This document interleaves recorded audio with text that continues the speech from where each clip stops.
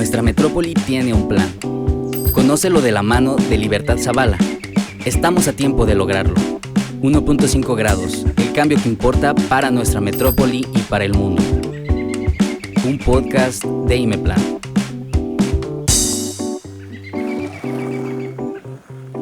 Bienvenidas y bienvenidos al último capítulo de 1.5 y ya, el cambio que importa. En este último capítulo vamos a platicar sobre las conexiones y decidimos invitar a Pablo Montaño, que conocemos hace bastantes años por ser activista de Ciudad para Todos y que ahora es parte y coordinador del colectivo Conexiones Climáticas, que una de las actividades que tienen muy fuerte es realizar talleres de activación climática, justo para despertar conciencias y conectar con la población. Entre su información es politólogo por el ITESO y maestro en Medio Ambiente y Desarrollo Sustentable por la Universidad del Colegio de Londres, productor y guionista de la serie documental El Tema y creador del podcast 2050, El fin que no fue. Es profesor de Ecología Política y de Formas de Organización frente a la crisis climática. Bienvenido, Pablo. Un gusto estar aquí, Liber. Gracias por la invitación y qué chido el espacio y también qué honor ser el último de los episodios de esta temporada. El último de los episodios para el que buscamos que nos ayudes a conectar. Trabajamos y abordamos distintos temas, energía, abordamos tema de agua, platicamos con Maite Cortés sobre cuál era la realidad de Guadalajara en los 80s, cuando había mujeres y hombres luchando porque se pusiera atención sobre la crisis climática y no lo logramos, tal vez, de manera tan eficiente. En el mundo no lo logramos, así que no nos azotemos nada más a Guadalajara. Sí, no nos azotemos, tienes toda la razón. Y entonces hoy queremos platicar contigo de, si no nos azotamos en Guadalajara, ¿cuál es la realidad a nivel nacional con toda la experiencia que tienes tú con tus proyectos? La realidad a nivel nacional, y desgraciadamente es algo que se replica en todo el mundo, es que estamos encontrando que estamos en medio de una crisis. No es una crisis que va a venir, no es una crisis para el futuro, para nuestros nietos, hijos, siguientes generaciones. Ya la estamos viviendo en muchos lugares de este país. Hay una negación tácita en muchos espacios, tanto en los medios de comunicación, obviamente en las autoridades, sin duda también en las empresas. Hay como un juego raro donde se quiere desestimar la crisis climática como algo que todavía no se entiende y que no sabemos qué hacer al respecto. O que responder a ella es tan caro y tan difícil que más vale mantenernos al margen y quizás seguir haciendo lo que estamos haciendo y llegar a un momento donde cuando China y Estados Unidos se pongan de acuerdo, entonces ya los demás haremos algo al respecto. Ese es un poco el panorama que hay por todos lados y se refleja en políticas públicas, se refleja en la respuesta que hay a los desastres de clima extremo, se refleja también en el comportamiento y en el tipo de apuestas que están haciendo desde el sector privado. Desgraciadamente es algo generalizado, no es un solo actor que está haciendo las cosas mal o que no está entendiendo y estamos ya viviendo los estragos de esta crisis y cada minuto, cada momento que pasa que no reaccionamos a ella, vamos a ir incrementando los desastres y los impactos que tendremos desde ella. Y eso me parece como muy relevante, pensar que sí nos mentimos todos los días, pensar que somos omisas y omisos, aunque está aquí. O sea, hablamos siempre en Guadalajara de las inundaciones, vemos ahora el norte del país con sequías, pero no conectamos. No conectamos el A con el B y entonces nos hace match y entendemos que somos parte también de la solución. Sí. Y ustedes en sus talleres, nada más para precisar, en sus talleres sé que abordan los temas. ¿Cuáles son las reacciones? La forma en la que hacemos los talleres es que trabajamos directamente con organizaciones que ya están en el territorio haciendo algo, ¿no? Que ya están defendiendo un cerro, defendiendo los ríos, defendiendo o sembrando mangle en las zonas de Tabasco o armando una especie de programas para promoción de los saberes campesinos para defenderse de la agroindustria. Ya hay un sentido de defensa. Entonces los talleres que hemos estado haciendo en el último año y medio, 2 años desde Conexiones, han sido para vincular las luchas locales con la lucha climática. Prácticamente es decirles, eso que están haciendo está maravilloso y es acción climática. Entonces, haces como una especie de clic, como lo mencionas, donde es, órale, entonces no es que accionar algo por el clima responda a esperar que pase algo en China o en Estados Unidos o salir a marchar gritando, pues no sé, afuera del edificio que te haga más sentido para que algo pase en las Naciones Unidas. Acción por el clima es algo que puede ocurrir y que debe ocurrir, de hecho, desde lo local. Y ese es un poco el énfasis que le damos, ¿no? La acción por el clima, sí hay procesos que tienen que desatarse a nivel internacional, obviamente. Sí hay procesos que tienen que ocurrir forzosamente en las altas esferas. Pero la realidad es que hay mucho campo de acción en lo local, muchísimo. Y hay mucho campo para las iniciativas que tendrán un impacto inmediato, que también es muy importante. Lo que hacemos en lo local tiene un impacto inmediato y tiene un impacto tangible. A diferencia de estos otros procesos que toman años de llevarse a cabo, y por darles un dato, desde que empezamos a tener conferencias de cambio climático, o desde que se liberó el primer reporte del IPCC en 1988, son 34 años más o menos, hemos emitido más de la mitad de todos los gases de efecto invernadero que habíamos emitido antes de empezar a tratar de resolver el problema. ¿Qué quiere decir esto? Que en los 34 años que hemos tratado de resolver la crisis climática, la hemos empeorado mucho más de lo que habíamos hecho en los 150 años previos.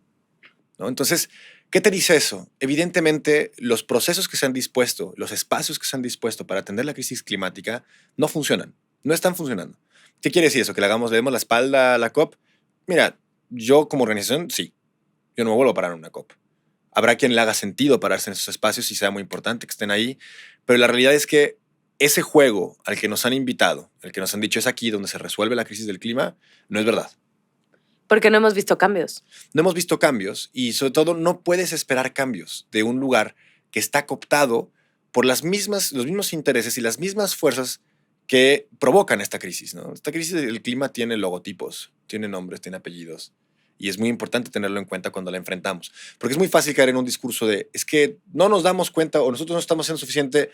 Y ojo, la gente sabe que está en medio de una crisis, pero tampoco sabe qué hacer. Porque es muy complejo. O sea, a lo largo de estos 6 capítulos yo vivo abrumada y luego me río. Pero en este camino de abrumarme y reírme, cuando me llamo a mí misma a la acción, desde separar mis residuos y demás, siempre está la pregunta, ¿lo que estoy haciendo en lo individual cuenta? No cuenta. No cuenta. Y eso fue, te digo, pum, se nos rompió el corazón. Paro cardíaco. Es importante, líder. O sea, sí es importante que respetes tus residuos. Es buenísimo. Yo lo hago. Y que vayas en bicicleta donde puedas. Fantástico. Que si puedes tomar una dieta consciente, lo hagas. Es excelente. Pero me encanta a mí la respuesta de Bill McKibben, ¿no? Que es este activista que fundó 350 grados y que es el que inició uno del Día de la Tierra. Tiene muchísimos años, ¿no? Muchos más que muchos años. Creo que tanto como el movimiento climático prácticamente. Y cuando le preguntan qué es lo más importante que puedo hacer desde lo individual, su respuesta me encanta, es no ser un individuo.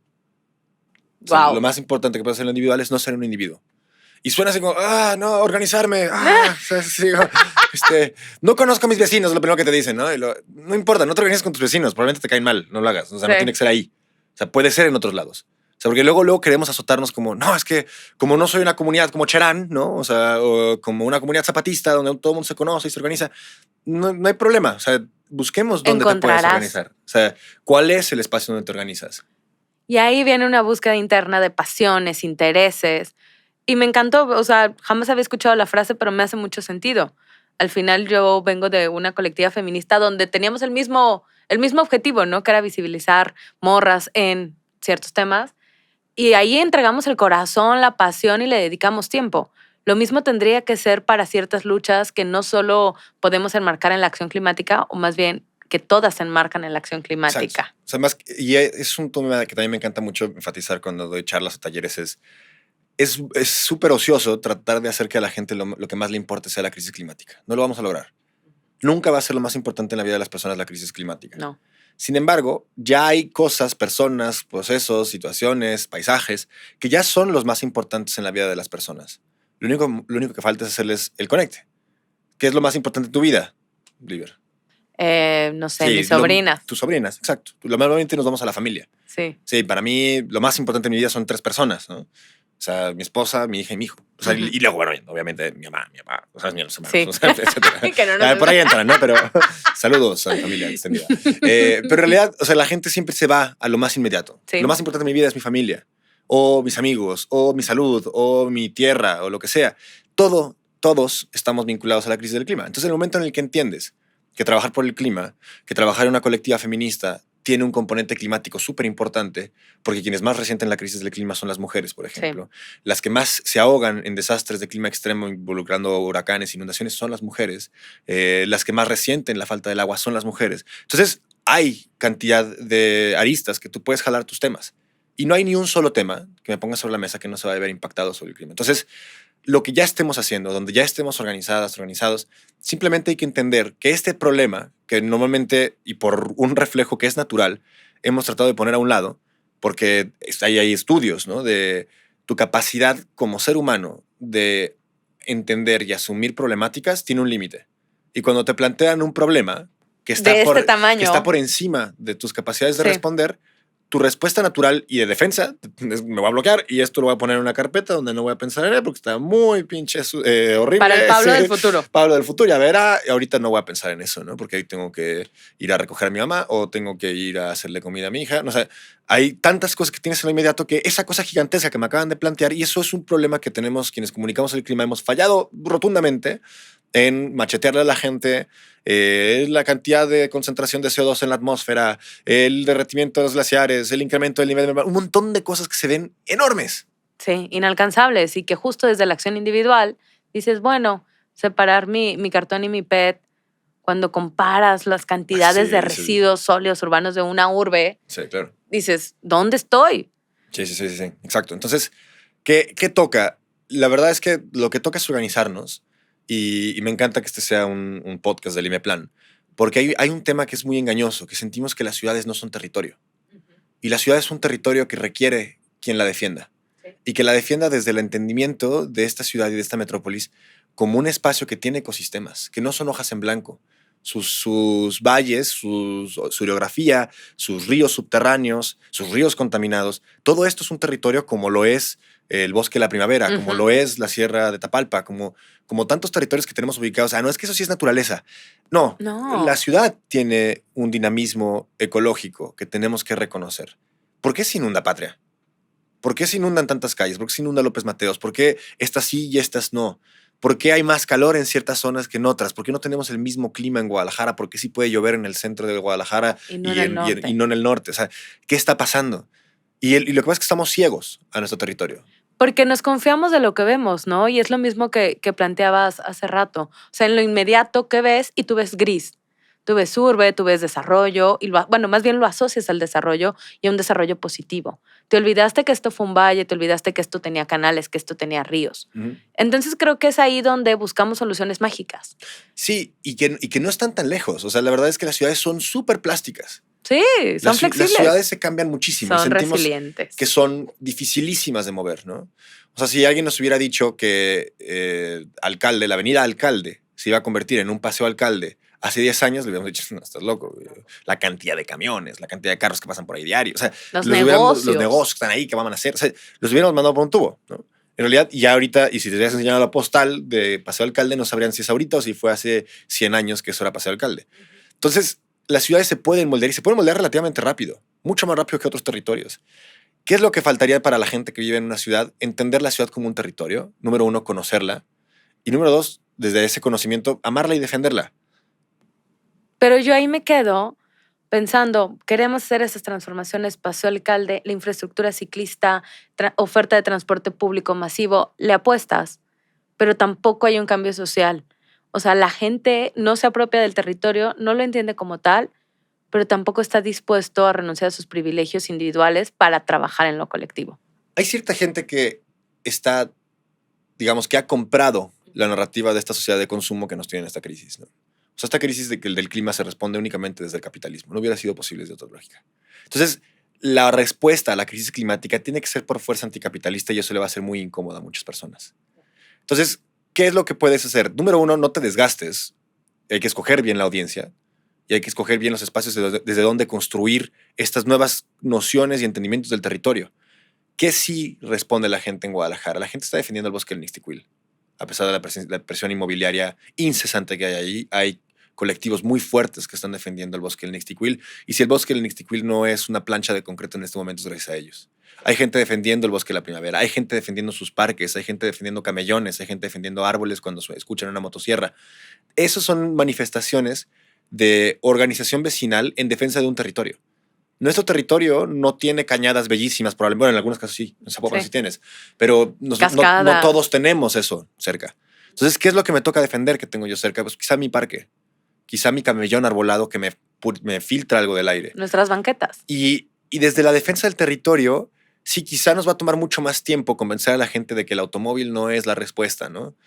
Sin embargo, de nuevo, no tratemos de evangelizar climáticamente a todo mundo de golpe y que entiendan toda la complejidad. llevémoslo a que defiendan su territorio. Llevémoslo a que defendamos lo que tenemos inmediatamente afuera de nuestra casa. Y eso va a transformar. Eso transforma un montón, genera un montón de cohesión. ¿Quieres unir a una colonia? Trata de quitarle su parque. Claro. Y vas a ver cómo se empiezan a organizar, como los vecinos, entonces sí se conocen, entonces sí dicen, a ver, ¿qué le vamos a hacer aquí? Y aquí vamos a limpiar los botes de basura, y hay que pintar de nuevo la acera, y hay que hacer un mural con los niños. O sea, todas esas cosas surgen en cuanto les ponen presión. Sí, conocemos un ejemplo del cual yo soy muy fan, se llama Bosque Urbano Tlaquepaque, que iba a ser, no sé si conozcas la historia, pero iba a ser un espacio donde iban a llevar un lote de autos abandonados. Sí. Los vecinos dicen, oye, ¿cómo vas a traer aquí coches abandonados cuando hay una oportunidad de frente? Uh-huh. Se organizaron a tal nivel que ahora consolidaron un bosque urbano en el espacio donde iba a ser el lote de unos vehículos abandonados. Sí. Entonces yo sí considero y creo, he trabajado mucho tiempo en eso, en que al final cuando nos encontramos en un problema común, hay un sinfín de soluciones y vienen desde la colaboración, desde el amor, y tal vez sueno muy romántica diciendo desde el amor, pero hay amor por lo común, hay amor por lo que compartimos. Y desde ahí me parece como súper interesante construir el mensaje, hace rato que hablábamos del TikTok, construir mensajes para las personas. Y clave también me parece lo que dices, tal vez no hablemos de la acción climática como este gran paraguas de la lucha, ¿no? O sea, Batman no va a venir a hablar de acción climática, sino va a hablar de acciones muy particulares. Y lo que pasa es que los estados, ¿no? O sea, una provincia, un estado, una región, es una abstracción. Alguien la dibujó en un mapa, ¿no? El país, alguien lo dibujó en un mapa, bueno, eventos históricos lo dibujaron en un mapa y alguien dijo que aquí se acaba México y aquí empieza. Uh-huh. Los territorios locales sí existen. Sí. Lo demás son abstracciones. Lo demás son imaginarios que todos asumimos que Jalisco tiene una manita y esta tiene con esa pancita rara, ¿no? Que es un Winnie Pooh. Sí. Y que San Luis Potosí parece un perro Ferrioni, ¿no? O sea, todos un Sharpay, no sé. O sea, todos tenemos ya como esas nociones en la cabeza. Pero eso no existe. No existe. Lo que sí ¿No lo existe ves? es Guadalajara. Uh-huh. Lo que sí existe es Tapalpa y sus bosques. Es, no sé, Amacueca y sus ríos. Esas cosas sí existen. Y sabemos que si llueve en Guadalajara, llovió en Guadalajara, y si se inunda Guadalajara, todo, o sea, la gente que vive en un territorio está unida porque está en una realidad física, cosa que no ocurre con los estados, ¿no? Y que no ocurre con los países. O sea, eso, las banderas, por eso a mí me dan un poco igual. Entonces, ¿qué es lo que quiero decir con esto? Hay que defender el territorio desde lo que existe. ¿Por qué el 80% de la biodiversidad está en manos de los pueblos indígenas, que son el 8% de la población? Porque han defendido. ¿Porque son muy chingones para escoger dónde vivir? No, porque defienden el territorio que habitan. O tal vez sí lo fueron en el pasado. Lo son, sin duda. Seguro. Pero luego los desplazaron y los mandaron a las sierras y los trataron de exterminar, ¿no? Pero la realidad es que hoy en día el 80% de la biodiversidad está en sus manos porque ellos saben defender el territorio. Uh-huh. Y no es porque han sido excelentes gestores en la COP o porque han hecho los mejores acuerdos y convenios con las empresas o porque han logrado hacer los proyectos de 3 hélices. Todas esas cosas que nos encantan decir a quienes estamos en política pública o quienes trabajamos de repente, y que la verdad es, lo que se requiere es en este momento defender el territorio. Y defenderlo es clave. Es lo que hay. A mí me estremeció mucho empezar a trabajar dentro de estos talleres que mencionabas al principio y en mi semblanza, con colectivos en Chihuahua. Yo soy de Chihuahua. Uh-huh. Y de repente empecé a trabajar con un colectivo que se llama Salvemos los Cerros de Chihuahua. Y me llamó la atención porque si alguien ha ido a Chihuahua, los cerros son amarillos, ¿no? Y de hecho yo tuve ahí un shock cultural cuando llegué a Chihuahua porque yo pintaba los cerros verdes, ¿no? Y la gente allá en Chihuahua los pinta amarillos, ¿no? Y entonces esa noción del cerro amarillo para mí era muy clara. Pues decía yo, pues que en el cerro no hay nada, ¿no? Ajá, está seco. Y esa noción era muy común, ¿no? Y la mayoría de las personas en Chihuahua probablemente piensan lo mismo. Los cerros no tienen nada. Por lo tanto, las inmobiliarias se los pueden comer, pueden hacer fraccionamientos nuevos, pueden ir armando una ciudad que va creciendo desmedidamente. Chihuahua es una de las ciudades que más está creciendo su mancha urbana a costa de los cerros. Y este colectivo sale a decir, oye, no, los cerros están vivos, están llenos de biodiversidad, están llenos de historia, hay pinturas rupestres en estos lugares, y acá se refugió Jerónimo, y hay estas especies que usaban los apaches para hacer este tipo de ¿cómo se llama?, de curaciones y de remedios, y hay estas bayas y estas especies endémicas, en fin, una biblioteca de lo que tú decías es un matorral, de lo que tú decías no hay nada, especies, reptiles y demás. Y trabajar con ellos me daba un poco de pena decirlo, pero dije, órale, ¿no? Estos cerros están chingones, ¿no? Estos cerros tienen un montón. No solo están secos. Sí, el agua se filtra a través de ellos, el aire se purifica a través de ellos, al no tener zonas boscosas, pues son los cerros quienes purifican el aire de esta ciudad. En fin, están muy, muy vivos, ¿no? Y ese clic, ¿no?, de pasar de estos cerros no valen nada, ¿no?, a mi vida depende prácticamente de ellos, ha sido fundamental para ir estructurando y fortaleciendo una lucha que hoy es digamos, la oposición política a un proceso, de nuevo, de acumulación de capital, un proceso muy capitalista de esto que no sirve, lo vamos a hacer fraccionamiento. Vamos a hacer que funcione. Vamos a vender y vamos a vender lotes en tanto, ¿no? Y entonces ya va a haber movimiento y va a haber trabajo. O sea, esas lógicas que nos siguen vendiendo son las que nos tienen en esta crisis. ¿Y cuál es el antídoto? El entender qué es lo que realmente vale. No es el dinero, no es los dividendos, no es ni siquiera el trabajo. Son los sustentos de vida. Wow. Es lo que te sostiene la vida en un territorio. ¿Cuáles son los sustentos de vida de Guadalajara?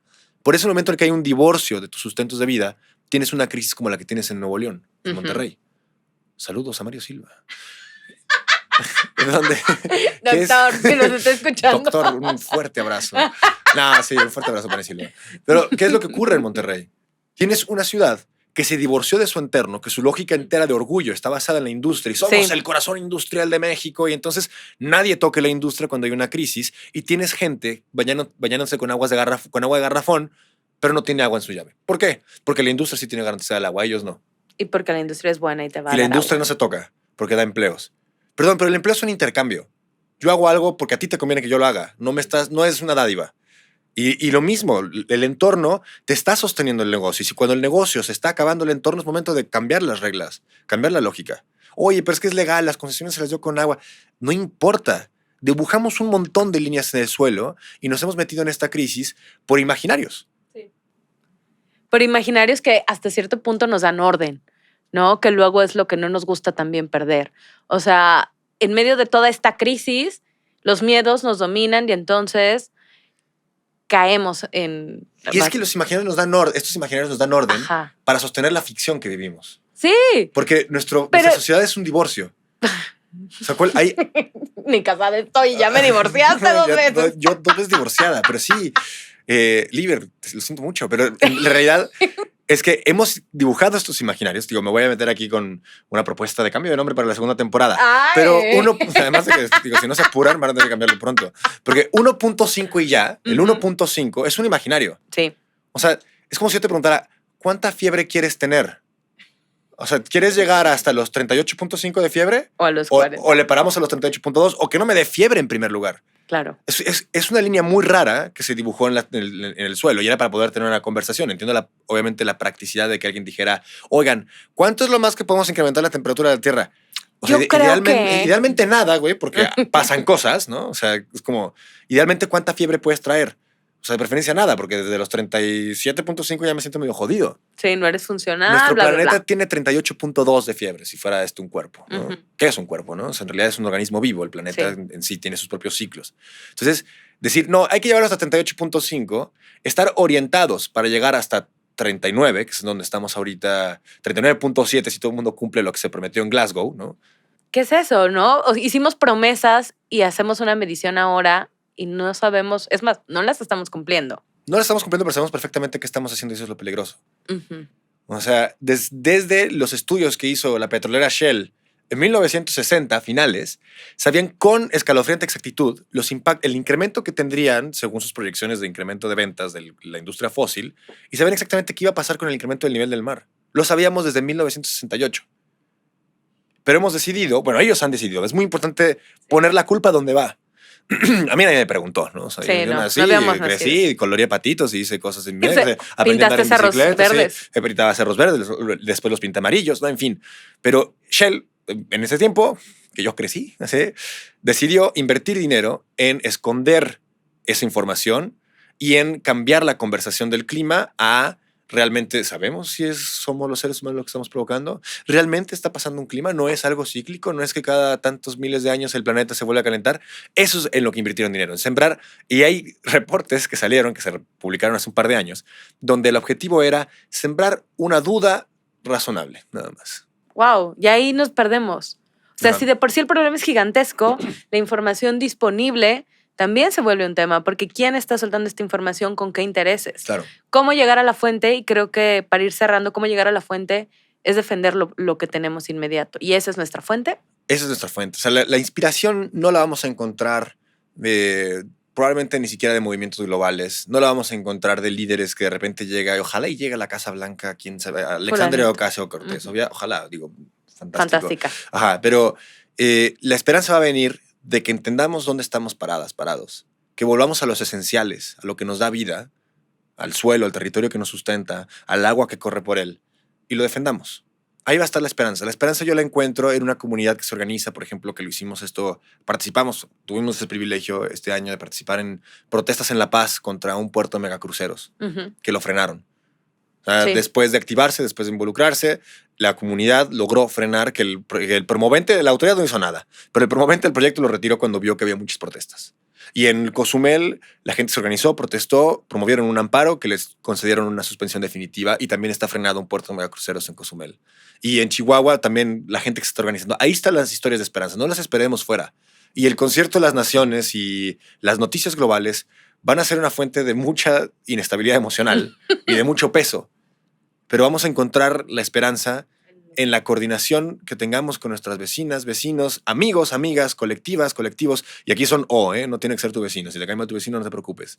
Pero lo vamos a encontrar en con quien me organicé y lo que logré en lo inmediato, en defender mi parque, en defender mi bosque, en frenar un desarrollo inmobiliario, en arrebatarle el agua a una embotelladora de agua como la Bonafont, ¿no? Como lo hicieron en Puebla. Sí. Esas son las victorias. Te voy a contar un paréntesis rápido. Dale. Para la esperanza, para que lo dejen ahí. No sé si lo saben, la gente que está escuchando el podcast, pero en Puebla hubo pueblos que se organizaron, 20 pueblos para ser exactos, que tomaron la planta de la Bonafont, de esta embotelladora de agua que estaba ahí, y la tuvieron tomada durante 8 meses. 8 meses. 8 meses. Se organizaron, se les acabó el agua. Es una comunidad que vive con agua de pozo en sus casas y se secaron los pozos, se secaron los arroyos por la extracción que estaba ocurriendo y dijeron, pues que no tenemos opción, vamos a tomar la planta. La tomaron, a los 2 días tenían agua en sus pozos. Wow. 2 días de no operar. 2 días de no operar, 2 días de no embotellar 1.600.000 litros y tenías agua en tus pozos. A los 3 meses se resucitaron arroyos y ojos de agua que tenían 19 años sin correr, perdón. O sea, había jóvenes de 20 años Que nunca habían visto que había un río ahí y que hoy se nadan en ese río porque la operación sigue cerrada. Aunque la planta ya está otra vez en manos de la empresa. Pero no está operando. No está operando y no puede operar y no la van a dejar operar. Entonces, ¿qué es lo que nos dice esta idea, esta lección que nos dan de nuevo comunidades indígenas? Número 1, sí hay un saqueo en medio de esta sequía. Sí hay un montón de injusticias y de externalidades que le llamaron los economistas, con las que estamos asumiendo que tenemos que vivir, que realmente no tendríamos por qué hacerlo.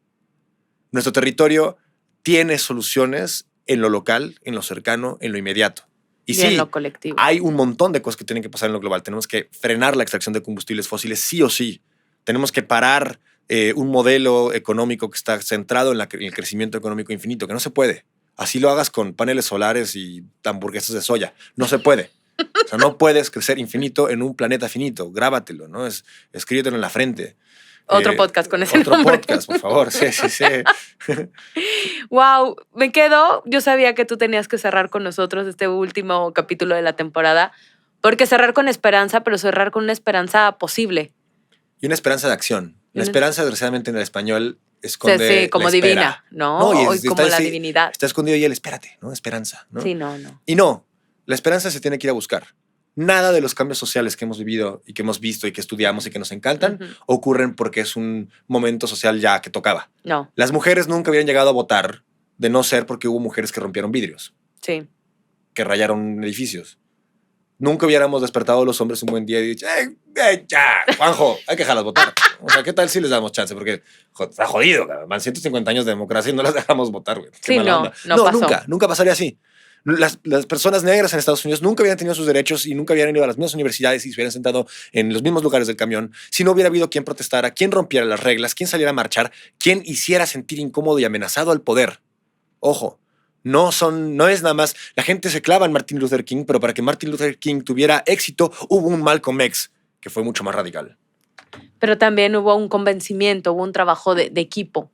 Hubo un trabajo de colectivizar una lucha y sobre todo quienes estaban siendo oprimidos por un modelo se dieran cuenta de que esto estaba ocurriendo. Convencer a los blancos no era una de las estrategias más efectivas del movimiento negro, como convencer a los hombres no era una de las estrategias más efectivas del movimiento sufragista.